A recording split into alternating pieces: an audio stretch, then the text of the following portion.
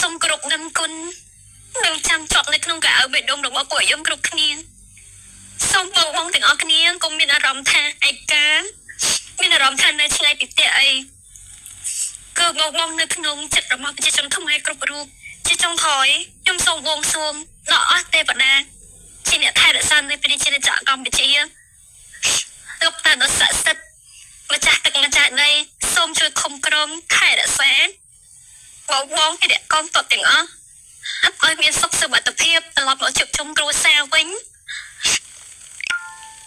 ហើយសូមឲ្យបងរួចផុតពីរឿងអាក្រក់ទាំងអស់មកឃើញតែបងប្អូនយើងឃើញ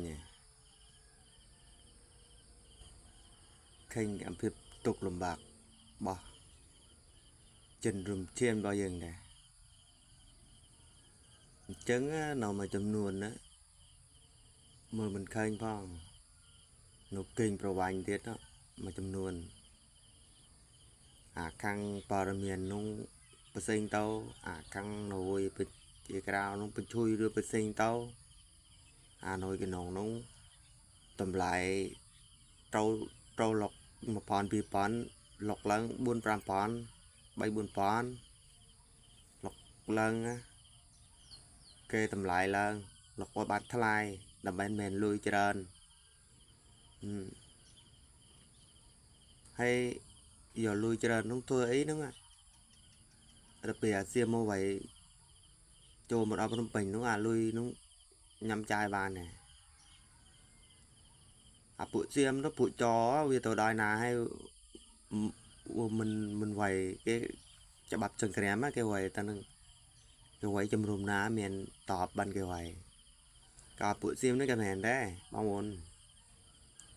វាไวរះក៏បាញ់ដែរ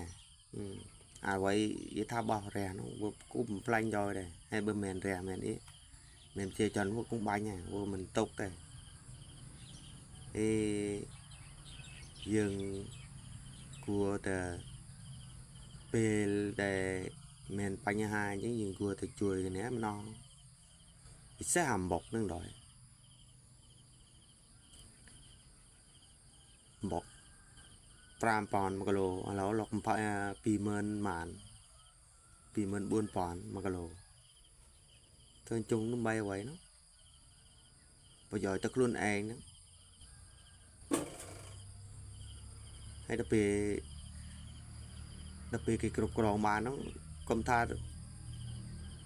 ស្រួលណាមួយថ្ងៃស្រួលតែ